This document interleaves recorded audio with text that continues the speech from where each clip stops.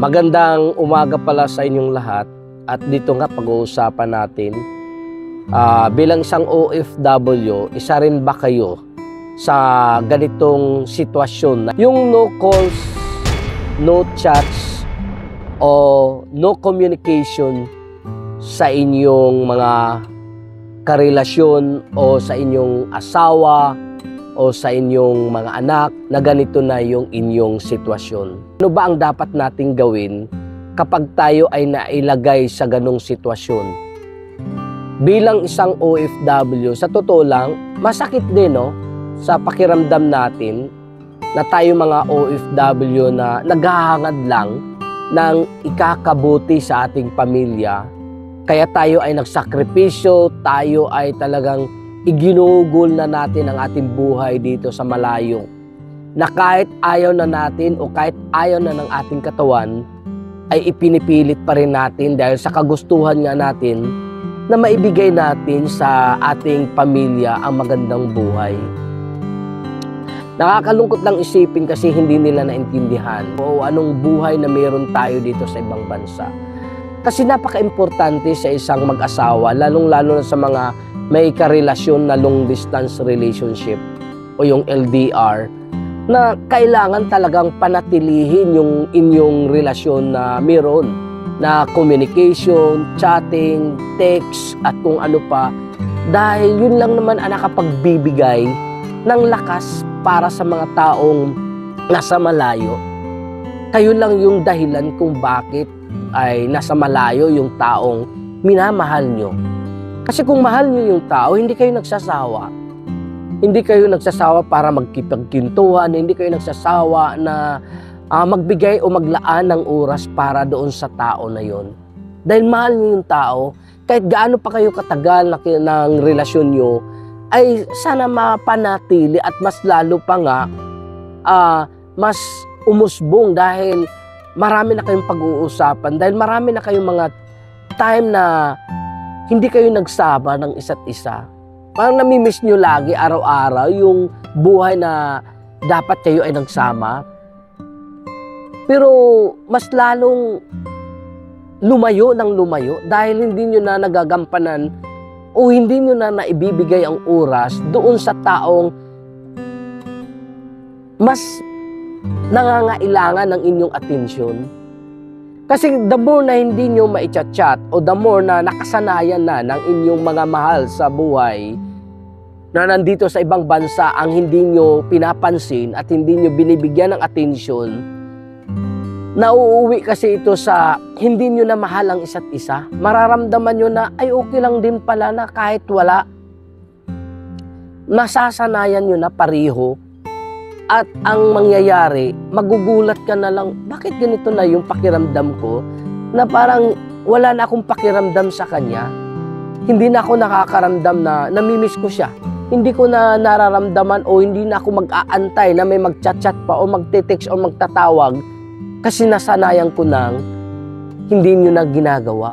Dahil kung ano yung ipinapakita at ipinaparamdam nyo sa OFW na kamag-anak nyo o mahal nyo sa buhay, kapag sila din naman ay natuto na at natutunan na nila na hindi na rin kayo bibigyan ng sapat na oras o hindi na kayo bigyan ng atensyon, hindi natin maiwasan yung mga asawa nyo nakipagrelasyon na lang sa iba, nakakuha na lang ng atensyon sa iba dahil sa inyong ipinapakita at ipinaparamdam na hindi naman dapat niyang maramdaman bilang isang tao na nagmamahal at nagsakripisyo alang-alang sa buhay nyo o sa pamilya niya. O vice versa, ganun din yung ipinaparamdam nyo mga OFWs sa asawa nyo, sa mga mahal nyo sa buhay, sa mga anak nyo, ay hindi nyo na ipinaparamdam sa kanila na nandyan ka o nandito lang ako para sa inyo. Ano ba ang dapat gawin? Mga ganitong relasyon na wala ng calls, wala ng text, wala na kung anong communication na meron kayo na dating nakasanayan nyo pareho. Simple lang, kung ano yung ipinaparamdam niya sa'yo, kung ano yung ipinapakita niya sa'yo, gawin mo. Kasi hindi naman sa lahat ng oras tayo ay magmamakaawa o tayo ay magdidemand ng atensyon na galing sa kanila. Kasi kung mahal talaga tayo, walang rason pag-communication sa atin na tayo mismo ay nasa malayo. Kailangan natin dahil mag-isa lang tayo dito. Hindi naman natin makakausap yung mga kasama natin sa trabaho dahil meron din silang sariling problema, meron din silang sariling pamilya na dapat nilang unahin kaysa atin. Hindi naman tayo laging mag-iimot o magdadrama sa ating mga kasama dahil nakakahiya din na ikikwento natin kung ano yung nangyayari sa buhay natin. Nakakaistorbo tayo.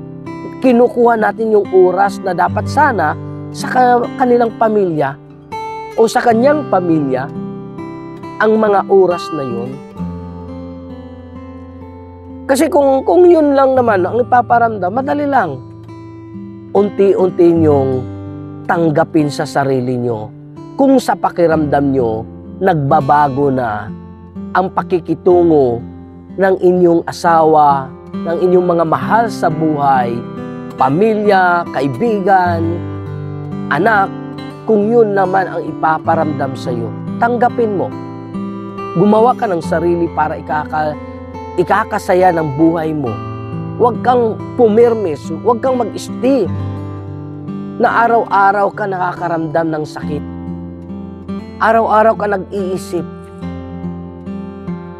Kasi nga baka nga sadyang ginagawa na niya yun dahil wala na rin siyang pakiramdam at pagmamahal sa iyo. Mas nauna pa siyang nakamove on kaysa iyo. Tapos ikaw nagmumukmuk, umaasa na baka sakali sa oras na yon ay maintindihan ka niya. Umaasa ka na baka magbago pa ang lahat. Umaasa ka na baka bumalik siya sa dati.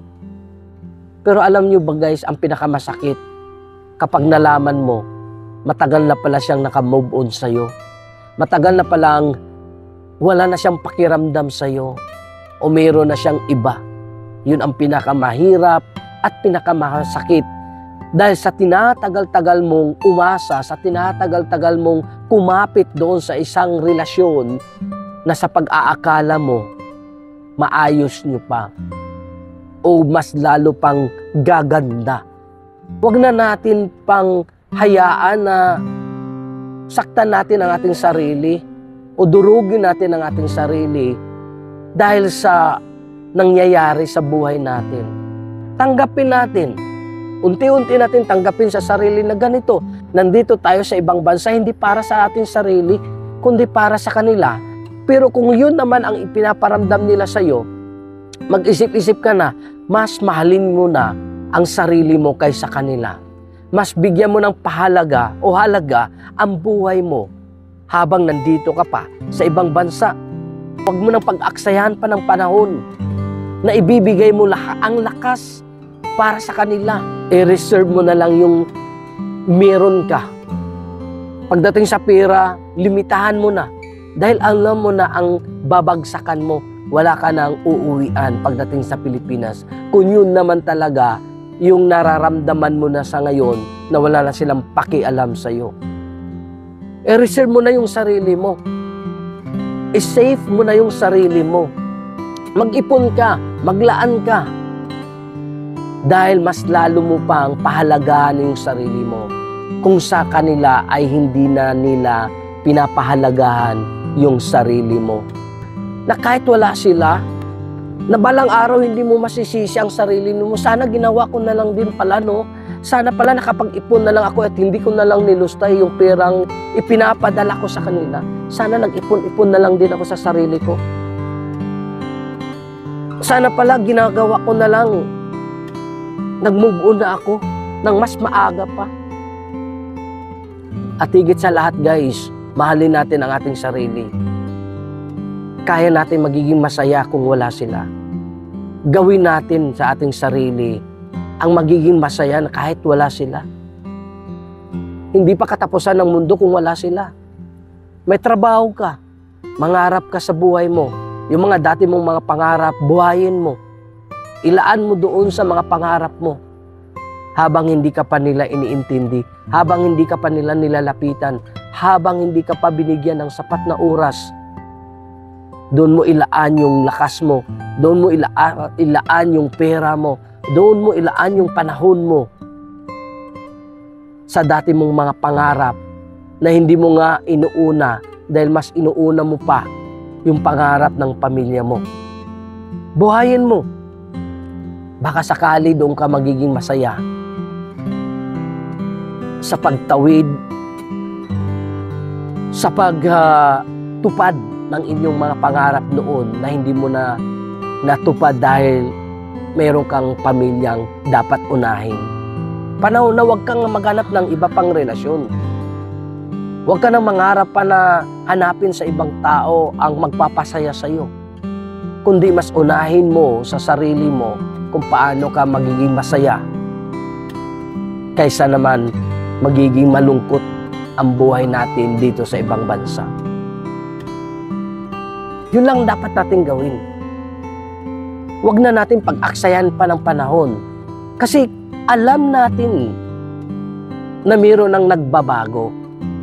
Huwag na natin tanungin at kulitin pa sila kung bakit nangyayari at anong nangyari. Dahil pinili nila, ginusto nila, at alam na nila na wala na talagang pag-asa at wala na silang pagmamahal o wala na silang pakialam sa buhay na meron ka. Kaya ngayon, mas lalo mo nang naintindihan ang salitang no calls, no texts, no messagings sa ating mga Facebook Messenger.